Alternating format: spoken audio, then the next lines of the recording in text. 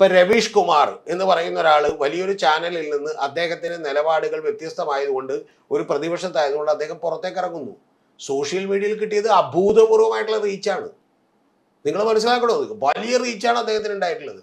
ആകാശ് ബാനർജി എന്ന് പറയുന്ന ധ്രുവ് റാത്തി എന്ന് പറയുന്ന ആളുകൾ, ധ്രുവ് റാത്തി യഥാർത്ഥത്തിൽ ഇന്ത്യയിൽ ഒരു പ്രതിപക്ഷമായി മാറിയിരുന്നു 2024 തെരഞ്ഞെടുപ്പിൽ. യഥാർത്ഥ പ്രതിപക്ഷം അവരായിരുന്നു. കാരണം ഒരു രാഷ്ട്രീയ പാർട്ടിയും ഇലക്ട്രൽ ബോണ്ടിന്റെ പ്രശ്നങ്ങൾ ഉയർത്തിയില്ല. പക്ഷേ ഇലക്ട്രൽ ബോണ്ടിന്റെ പ്രശ്നങ്ങൾ ഉയർത്തിക്കൊണ്ട് ധ്രുവ് റാത്തി വീഡിയോ ചെയ്യുന്നു. ദ ഡിക്റ്റേറ്റർ എന്ന് പറഞ്ഞുകൊണ്ട് തെരഞ്ഞെടുപ്പുകൾ ഈ പറയുന്ന കിങ് ജോങ് ഉന്നിന്റെ കൊറിയയിൽ പോലും നടക്കുന്നുണ്ട്. അതുകൊണ്ട് തെരഞ്ഞെടുപ്പുകൾ നടക്കുന്നത് കൊണ്ട് മാത്രം ഒരു ഭരണകൂടം ഒരു കാരണവശാലും നിഷ്പക്ഷമാണ് എന്ന് പറയാൻ കഴിയില്ല എന്ന് പറഞ്ഞുകൊണ്ട്, അല്ലെങ്കിൽ ജനാധിപത്യമുണ്ട് എന്ന് പറയാൻ കഴിയില്ല എന്ന് പറഞ്ഞുകൊണ്ട് ഒരു വീഡിയോ ചെയ്തു. കോടിക്കണക്കിന് ആളുകളാണ് അത് കണ്ടത്. 7-8 കോടിയോളം ആളുകളിലേക്ക് അത് എത്തുകയും 100 കോടി ആളുകളിലേക്ക് ഫേസ്ബുക്കും മറ്റു മാധ്യമങ്ങളും വഴി എത്തുകയും ചെയ്തു. വലിയ റീച്ചാണ് ഉണ്ടായിട്ടുള്ളത്. ഇലക്ട്രൽ ബോണ്ടിന്റെ കാര്യത്തിൽ മാധ്യമങ്ങളൊന്നും തന്നെ ആ വിഷയങ്ങൾ ഉയർത്തിക്കാട്ടിയില്ല. ഏതാനും ചില ഓൺലൈൻ പോർട്ടലുകൾ ക്വിൻറ്റും മിൻറ്റും അതുപോലെ തന്നെ വയറൊക്കെ പോലുള്ള ആളുകൾ ഉയർത്തിക്കാട്ടി.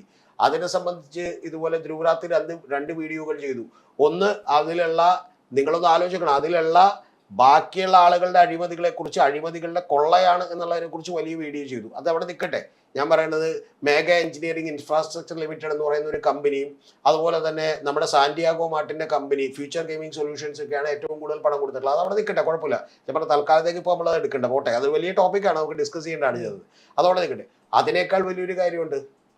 സിക്കിമിലുള്ള ഇന്ത്യയിലെ ഫാർമ കമ്പനികൾ നടത്തിയിട്ടുള്ള അഴിമതികളെ കുറിച്ച് വലിയ വീഡിയോകൾ ചെയ്തു. അവർ കോടിക്കണക്കിന് രൂപ ഗവൺമെന്റുകൾക്ക് ഇവിടെ നിന്നുള്ള രാഷ്ട്രീയ പാർട്ടികൾക്ക് കൊടുത്തേക്കുന്നതിനെ കുറിച്ച് ചെയ്തു. ഇപ്പൊ സിപ്ല എന്ന് പറയുന്ന കേരളത്തിലടക്കമുള്ള ഒരു കമ്പനി 67 കോടി രൂപ കോൺട്രിബ്യൂട്ട് ചെയ്തു. ആർക്ക്? BJPക്ക്. 2 കോടി രൂപ കോൺഗ്രസിന് കോൺട്രിബ്യൂട്ട് ചെയ്തു.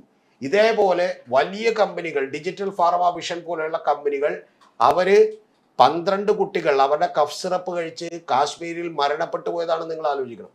ആ 1 വയസ്സിനും 3 വയസ്സിനോടൊക്കെയുള്ള കുട്ടികൾ, ആ കുട്ടികൾ മരണപ്പെട്ടു പോയിട്ടും അവരുടെ കമ്പനികൾക്ക് ഇപ്പോഴും പ്രവർത്തിക്കാൻ കഴിയുന്ന ഇതുപോലെ കോടിക്കണക്കിന് രൂപയുടെ കോഴ കൊടുത്തുകൊണ്ടാണെന്ന് പറഞ്ഞു. അപ്പൊ ഇത്തരത്തിൽ വലിയ വാർത്തകൾ അവരിലൂടെയാണ് പുറത്തു വരുന്നത്. അവരെ ജനം കേൾക്കുന്നു, അവരെ വിശ്വസിക്കുന്നു എന്ന് പറഞ്ഞാൽ നിങ്ങൾ മനസ്സിലാക്കേണ്ട ഒരു കാര്യം, ഈ കാലത്ത് ഈ പരമ്പരാഗത മാധ്യമങ്ങളുടെ വിശ്വാസ്യത ഇല്ലാതായിരിക്കുന്നു എന്നുള്ളത് കൂടിയാണ്. അതുകൊണ്ട് നിങ്ങളുടെ ചാനലുകളുടെ ലൈസൻസ് റദ്ദ് ചെയ്യണമെന്ന് പറയുമ്പോൾ, നിങ്ങളുടെ ഈ പറയുന്ന പോലെ അവതാരകരുടെ ബാങ്ക് അക്കൗണ്ടുകൾ പരിശോധിക്കണമെന്ന് പറയുമ്പോൾ അതിന് കൂടി കിട്ടുന്ന കയ്യടിയാണിതെന്ന് മനസ്സിലാക്കണം. പക്ഷെ ഇത് കേരളത്തിലെയും ഇന്ത്യയിലെയും ഒരു മാധ്യമവും പറയാത്ത ഒന്നുകൊണ്ടാണ് ഞാൻ ഇവിടെ ഇരുന്നത് പറയുന്നത്.